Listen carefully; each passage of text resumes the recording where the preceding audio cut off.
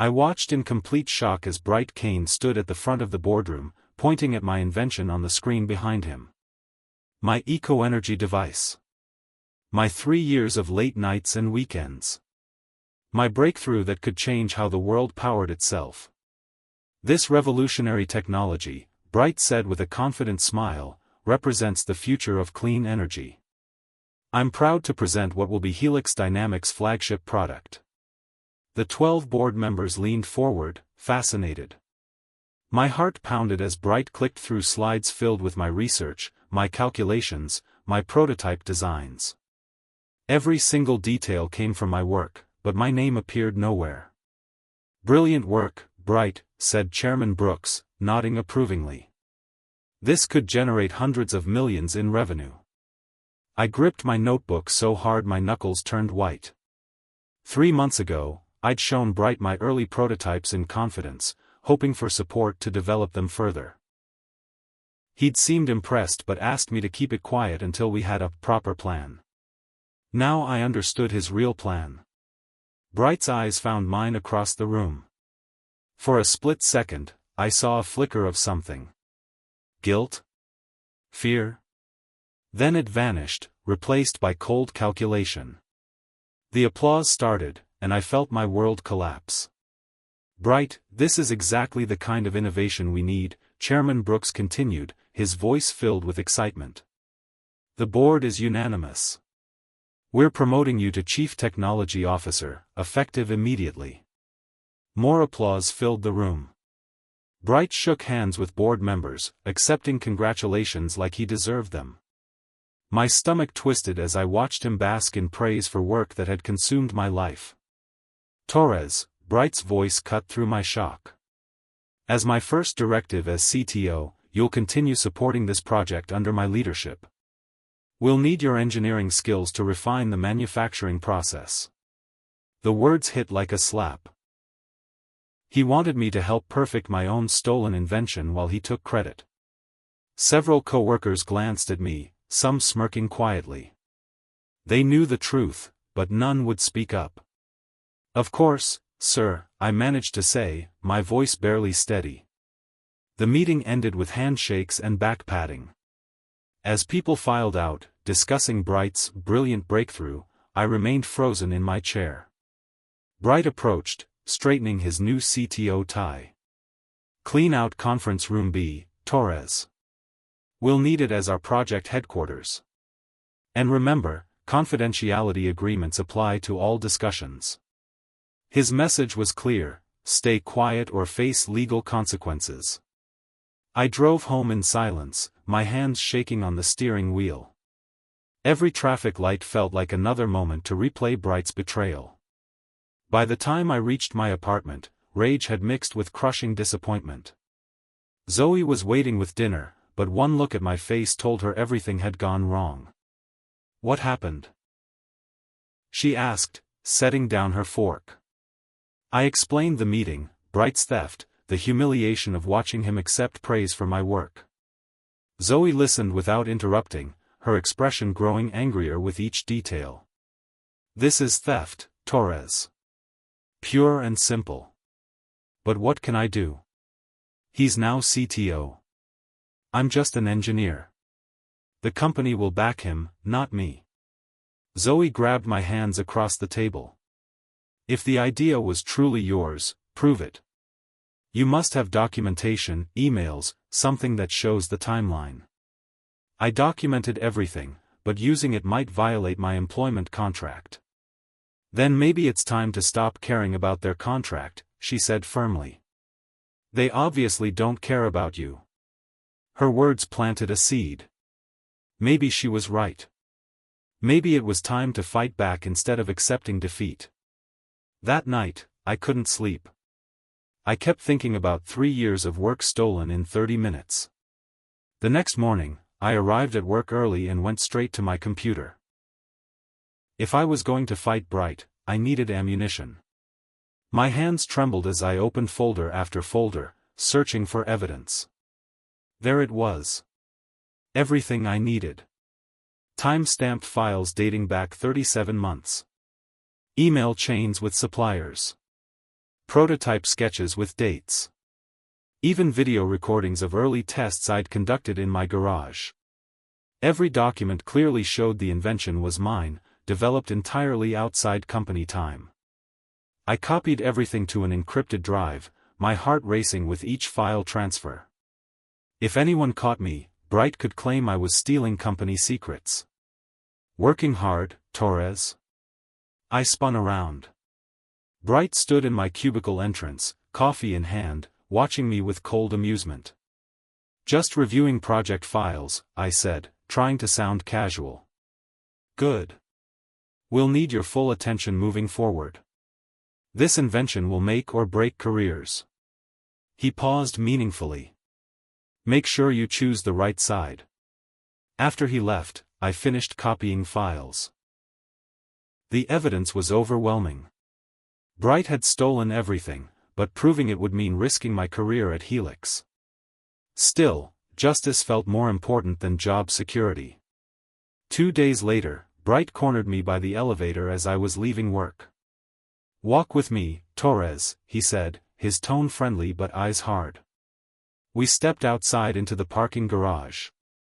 Bright's new company BMW sat gleaming under the fluorescent lights, a symbol of his sudden promotion. I know what you're thinking, he began, leaning against his car. You feel like I took something from you. But that's not how business works. Ideas belong to the company, not individuals. The idea was developed on my own time, with my own materials, I said carefully. Bright's smile never wavered. Can you prove that?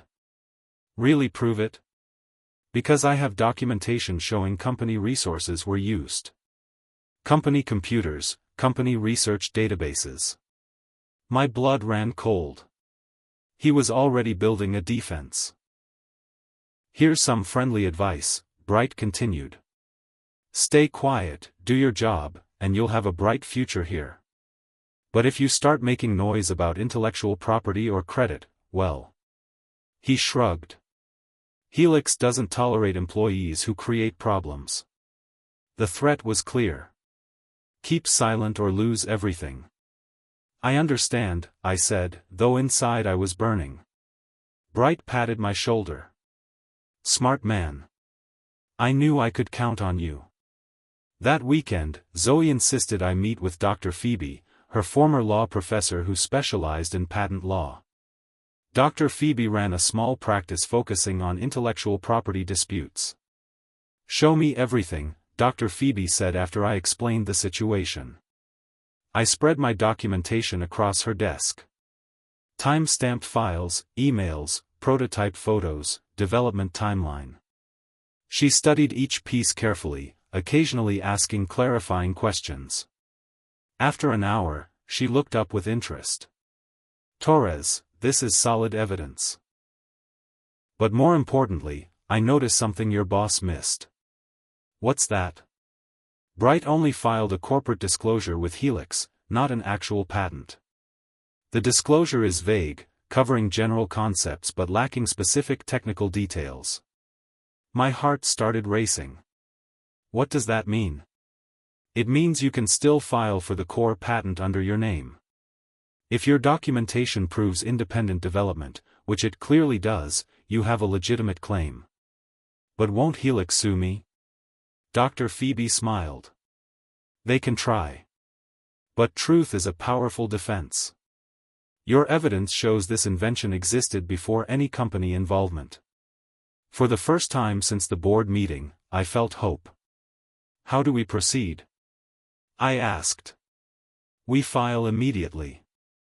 Before Bright realizes his mistake. Dr. Phoebe moved quickly. Within a week, she had prepared a comprehensive patent application covering my eco-energy device's core technology. The documentation was thorough, including detailed technical specifications and prior art analysis. The application is strong, she explained, reviewing final papers. Your independent development timeline is well documented. Even if Helix challenges this, your evidence is compelling. We filed the patent on a Tuesday morning. I felt nervous but determined as Dr. Phoebe submitted the paperwork electronically. Now comes the hard part, she said. You need funding to develop a working prototype that proves your concept. Patent applications are stronger when backed by demonstrated technology. That evening, I called my college friend Luis, who worked in venture capital.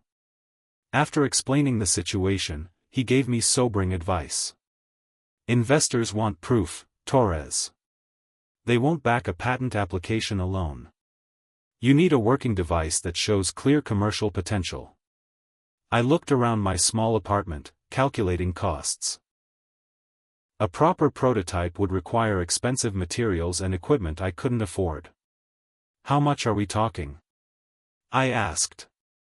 Probably 50,000 for a professional demonstration model. Maybe more. My heart sank.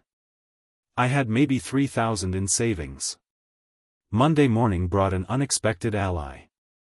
Jason Wu from the engineering department approached me at lunch. Torres, I heard about what happened with Bright, he said quietly. Several of us remember when you first showed those prototype designs months ago. Really? Absolutely. We all knew it was your work. It's not right what he did. Jason seemed genuinely supportive, asking detailed questions about my plans and offering encouragement. Over the next week, he became my closest confidant at work, listening to my frustrations and providing emotional support. But I made a crucial mistake. I trusted him completely. 2 weeks later, I was summoned to human resources. The director, stern-faced and formal, sat across from me with a thick file. Mr. Torres, we've received serious allegations about your conduct, she began. Specifically, that you've been attempting to steal proprietary company technology. My blood turned to ice. That's completely false. We have documentation of suspicious computer activity, including unauthorized file copying. We also have reports that you've been discussing confidential projects with outside parties. Jason had betrayed me. Every conversation, every detail I'd shared, had been reported back to Bright. Dr. Phoebe, quick legal intervention saved my job, but barely. The message was clear, Bright was watching everything. Bright strutted around the office like he'd won the lottery. My narrow escape from termination had only boosted his confidence. He started treating me like a servant, assigning menial tasks and making snide comments about knowing your place. During a team meeting, he was particularly smug. Sometimes people get ideas above their station, he said, looking directly at me. But smart companies know how to handle troublemakers. That's when I decided to drop my bombshell. Bright, I have some news that might interest you, I said, standing up. The room went quiet. Bright raised an eyebrow, clearly expecting another surrender. I filed a patent application for the eco-energy device. Under my name. Bright's confident smile cracked. What did you just say? Patent application number 16,847,293. Filed 2 weeks ago. The invention is officially claimed as my intellectual property. The silence was deafening. Bright's face cycled through confusion, anger, and barely controlled rage. You can't do that, he said finally. That technology belongs to Helix. Actually, my documentation shows independent development beginning 3 years ago. Well before any company involvement. Bright looked around the room, suddenly uncertain. For the first time since his promotion, he appeared vulnerable. We'll see about that, he muttered, but his voice lacked its usual confidence. After the meeting, several coworkers avoided eye contact. But a few nodded respectfully. The war had officially begun. My phone rang on a Thursday evening while I was reviewing legal documents with Dr. Phoebe. The caller ID showed an unknown number. Torres Goss. The voice was professional, confident. Speaking. My name is Sofia Delgado. I'm a venture capitalist with Quantum Ventures. I understand you've developed some interesting clean energy technology. My heart jumped. How did you hear about that? Word travels fast in tech circles.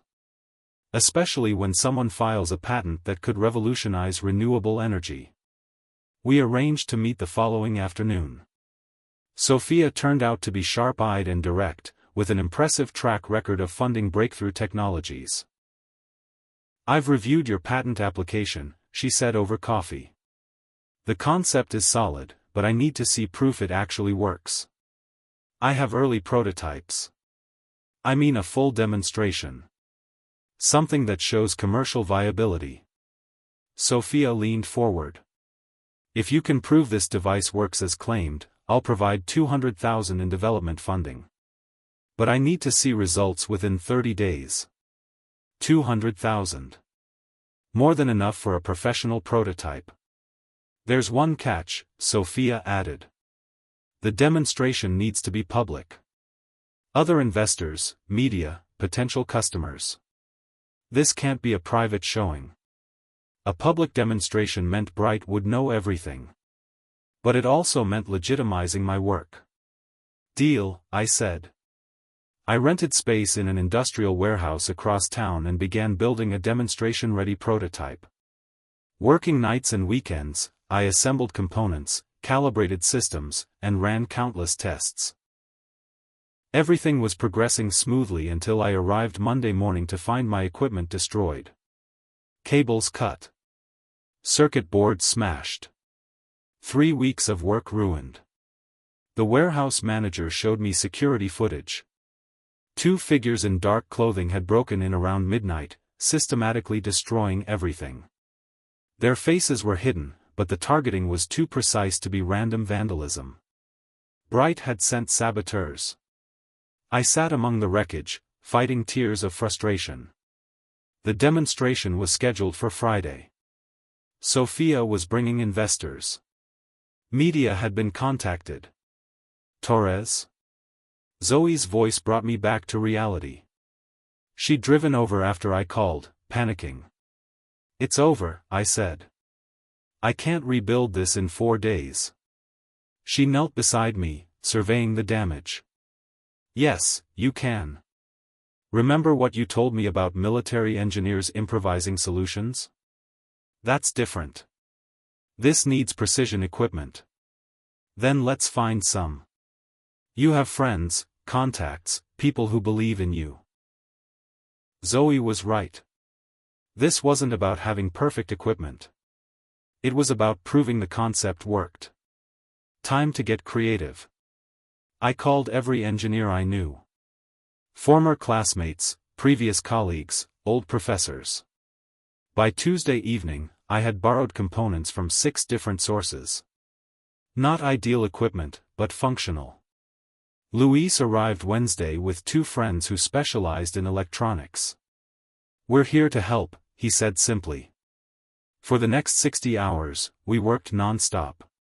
Soldering circuits, programming controllers, testing connections. My small apartment became mission control for an impossible timeline. Friday morning arrived with surprising results. The cobbled-together prototype looked rough, but initial tests showed promise. Sophia arrived with 8 investors and 3 journalists. I felt sick with nerves, but Dr. Phoebe squeezed my shoulder encouragingly. "Ladies and gentlemen," I began, "this device converts ambient electromagnetic energy into usable electricity." I flipped the switch. For a terrifying moment, nothing happened. Then lights began glowing across the demonstration board. Meters showed steady power generation. The investors murmured appreciatively. "This prototype generates 12 kilowatt-hours daily," I explained. "A commercial version could power entire buildings." Sophia smiled broadly. "Gentlemen, I think we have something special here." The funding was approved on the spot. Brighty was short-lived. By Monday morning, negative articles appeared online. Dangerous technology threatens public safety. Unproven device may cause electromagnetic interference. Bright's fingerprints were all over the smear campaign. The articles quoted anonymous industry experts raising safety concerns. Social media amplified the fears. Suddenly, my breakthrough was being portrayed as a potential hazard. Sophia called Tuesday morning. Torres, I'm getting nervous calls from my board. These safety concerns are serious allegations. It's completely safe. Bright is spreading lies to discredit me. I believe you, but perception matters. We need to address these concerns publicly. Dr. Phoebe recommended a bold strategy, a live public demonstration that would disprove safety fears while showcasing the technology's benefits. Invite critics, she suggested. Let them test everything.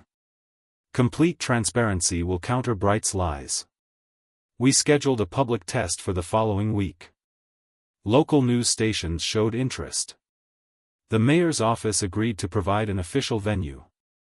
Bright was about to learn that public lies require public correction. The demonstration took place in downtown's Civic Center Plaza. I'd set up equipment to power the entire city block for 4 hours using only my device. A crowd of 200 gathered, including journalists, city officials, and curious citizens. Bright stood in the back, probably hoping for a spectacular failure. This device will now power every building on this block, I announced. All electricity will come from ambient electromagnetic energy conversion. I activated the system. Within minutes, streetlights brightened, building illumination increased, and digital displays showed full power levels. A fire department representative tested electromagnetic interference using professional equipment. Readings are within normal ranges, he announced. No safety concerns detected. Local news interviewed spectators who seemed impressed by the demonstration. One reporter asked about commercial applications. We're already discussing installation with several major clients, I replied, noticing Bright's expression darkening. The test ran for exactly 4 hours. Power remained steady throughout. Critics found no safety issues. As crowds dispersed, several business owners approached about purchasing systems. Word was spreading organically. Bright slipped away without comment, but his smear campaign had clearly failed. Public proof had defeated private lies. 2 weeks later, Helix Dynamics filed a massive lawsuit against me. They claimed theft of trade secrets, breach of employment contract, and corporate espionage. The legal documents were intimidating. 60 pages of accusations backed by Helix's expensive legal team. They demanded return of all stolen intellectual property plus millions in damages. Dr. Phoebe reviewed their filing carefully.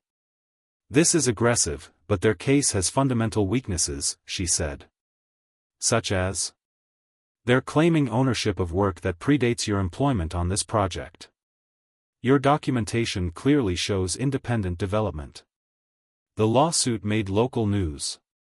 Headlines painted me as either a brave whistleblower or corporate thief, depending on the publication. Sophia called with concerning news. Some investors are getting nervous about the legal battle. They don't want to fund something tied up in courts. But she also had better news.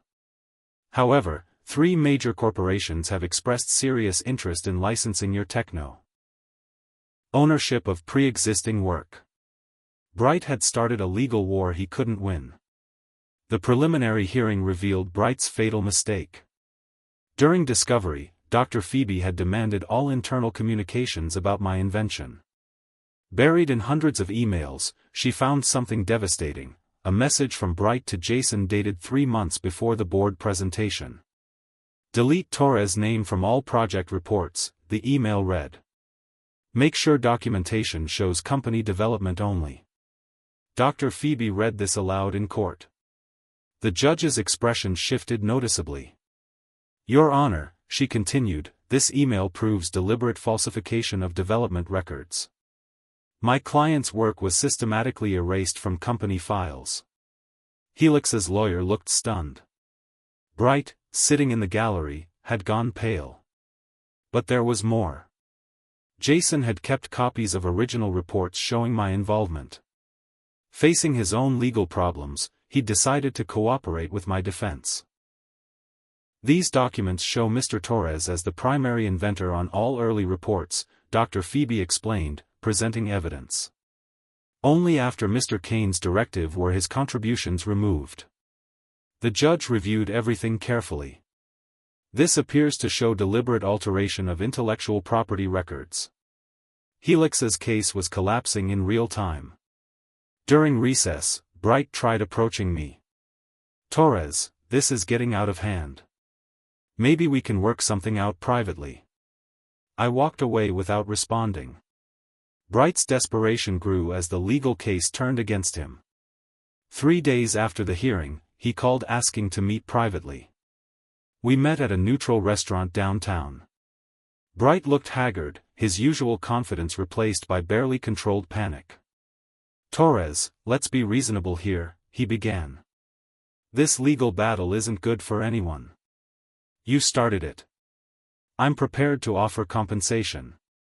Significant compensation." He slid a paper across the table. $2 million. Clean break, no admission of wrongdoing. I looked at the figure. More money than I'd ever imagined having.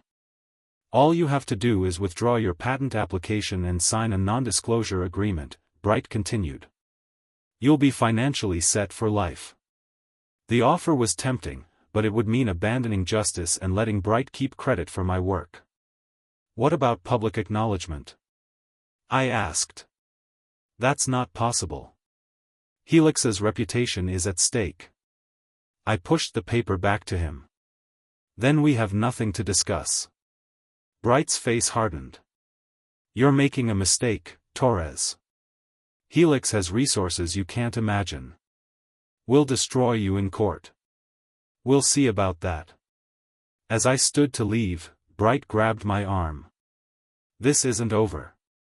"Yes, it is. You just don't realize it yet." The lawsuit's discovery process revealed more than Bright's email conspiracy. Internal documents showed a pattern of questionable decisions under his leadership. Helix's board members weren't happy. Chairman Brooks called an emergency meeting after learning about deliberate record falsification. Sophia had contacts inside Helix who reported growing dissatisfaction with Bright's handling of the situation.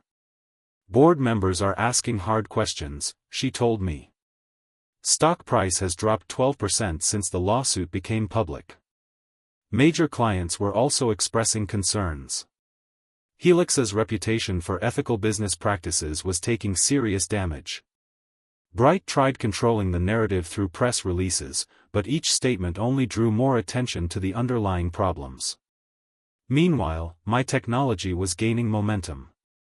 3 corporations had signed letters of intent to license my device pending legal resolution. Dr. Phoebe filed a motion for sanctions against Helix for document falsification. If successful, it could result in heavy penalties and case dismissal, she explained. The judge seemed inclined to take falsification seriously. During a status conference, he expressed grave concerns about altered records. Bright's career was crumbling, but he seemed determined to take everyone down with him. The next few weeks would determine whether justice or corporate power would prevail. While Helix struggled with legal problems and negative publicity, I was building something better. Novacore Energy officially launched with Sophia's backing and initial licensing deals worth $43 million. Our first client was the city of Portland, which wanted to power their civic center using my technology. The media coverage was overwhelmingly positive.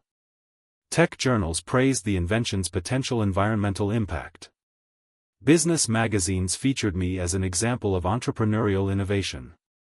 My small team included Luis as chief engineer and 2 other talented developers Sophia had recommended. We operated from a modern office space in the tech district. "Torres, this is incredible," Zoe said during our launch celebration. "6 months ago, Bright tried to destroy your career. Now you're running your own company." The irony wasn't lost on me. While Helix faced shrinking contracts and board investigations, Novacore was signing new deals weekly. Dr. Phoebe called with an update on the lawsuit. Helix's legal team contacted me about settlement discussions. They seem eager to resolve this quietly. What kind of settlement? Full recognition of your intellectual property rights, plus substantial damages. Justice was finally within reach, but I wanted complete vindication, not just money. Bright had stolen my work publicly. His downfall needed to be equally public. The breakthrough came from an unexpected source. A former Helix employee named Joy reached out with damaging information about Bright's conduct.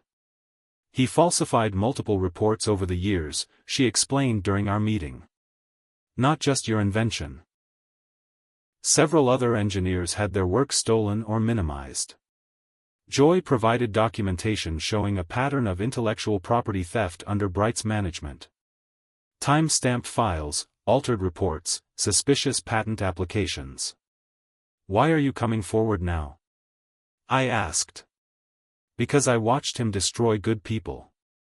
When I saw your lawsuit, I realized someone was finally fighting back. Dr. Phoebe was thrilled. This transforms the case from isolated incident to systematic misconduct.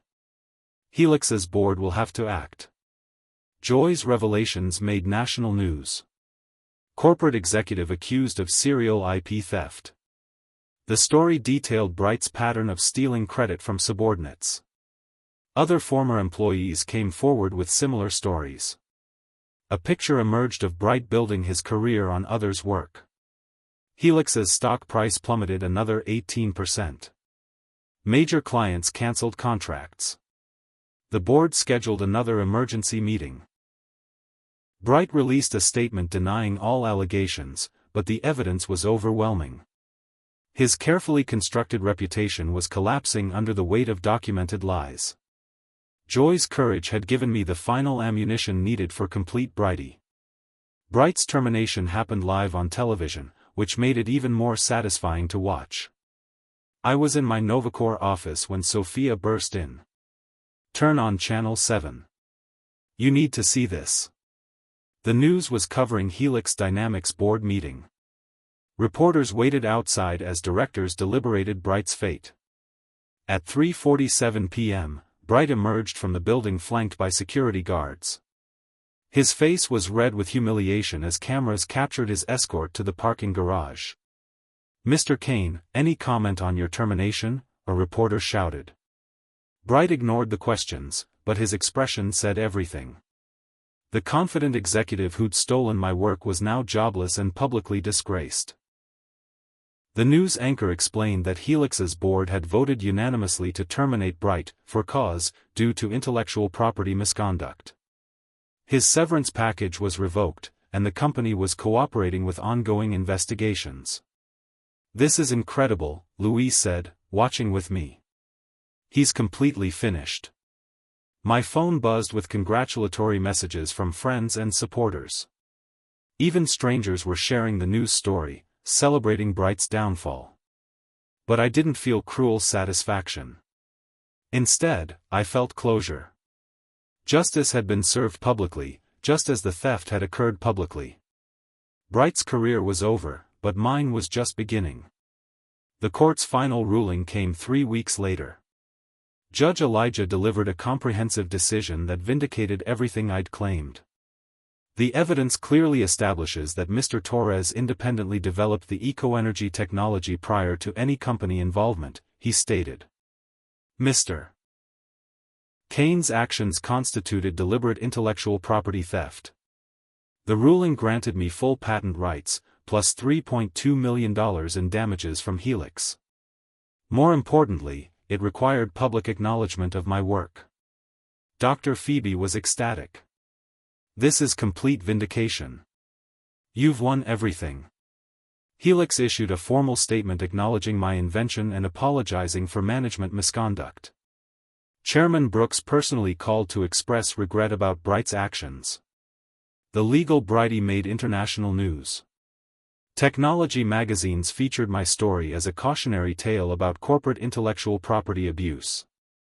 Bright faced additional legal problems.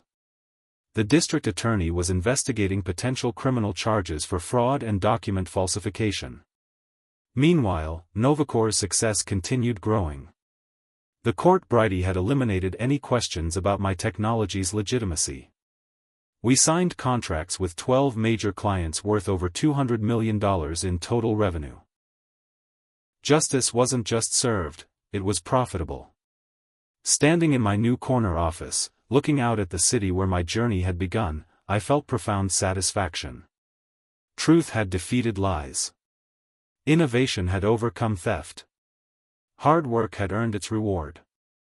2 months after the court ruling, Bright appeared at my office building's lobby. Security called upstairs to ask if I'd meet with him.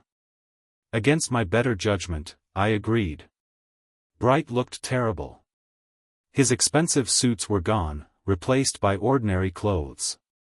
Dark circles under his eyes suggested he wasn't sleeping well. "Torres, I need your help," he began without preamble. "My help? I'm facing criminal charges.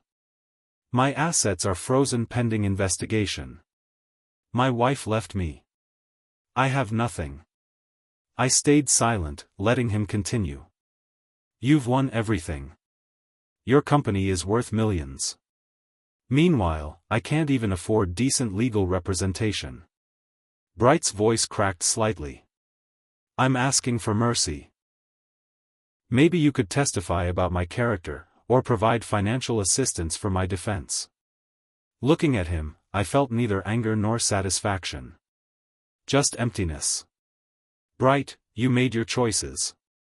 You stole my work, tried to destroy my career, and hurt other people the same way. I know I made mistakes. They weren't mistakes. They were deliberate decisions to build your success on other people's work." I stood up. "I won't help you, but I also won't try to hurt you further. You'll face whatever consequences the legal system decides." Bright left without arguing. His broken posture showed he understood that chapter was closed forever. 1 year later, Novacore Energy had become a major player in renewable technology. Our devices powered hundreds of buildings across 12 cities. Revenue had exceeded $500 million, with projections showing continued growth. I sat in my executive office, reviewing quarterly reports with Zoe, who joined the company as operations director. The numbers were impressive, but what mattered most was the environmental impact. "We've eliminated over 200,000 tons of carbon emissions this year," she reported proudly. "That's the real Brighty," I replied. The personal satisfaction was equally rewarding. From stolen idea to successful company in 18 months. From humiliated employee to respected entrepreneur. Bright's criminal trial had ended with conviction on fraud charges.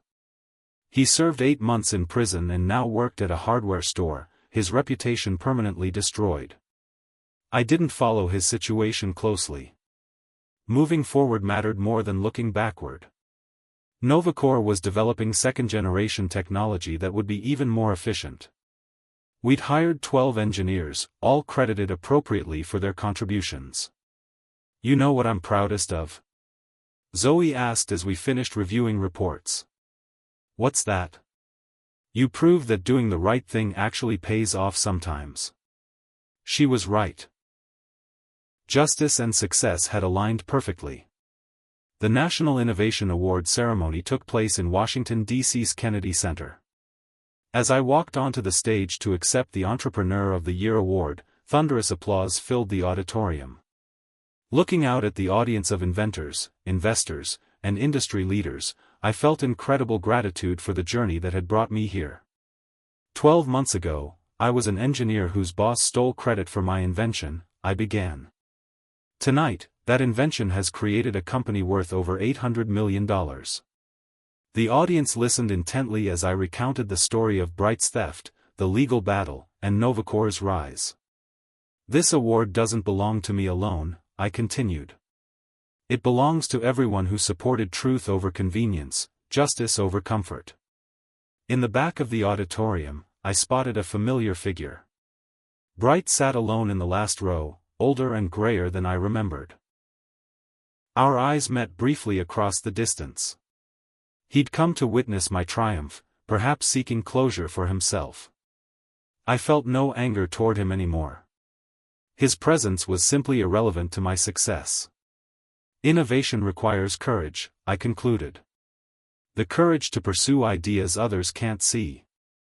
The courage to fight for what you've created. And most importantly, the courage to never give up on what you know is right. The standing ovation lasted 5 minutes. As I held the Crystal Award, I thought about one final message. No one can steal what you refuse to give up. Thank you for joining me on this journey. If you like this story, please like this video, subscribe to the channel, and share your impressions of this story in the comments. To listen to the next story, click on the playlist now.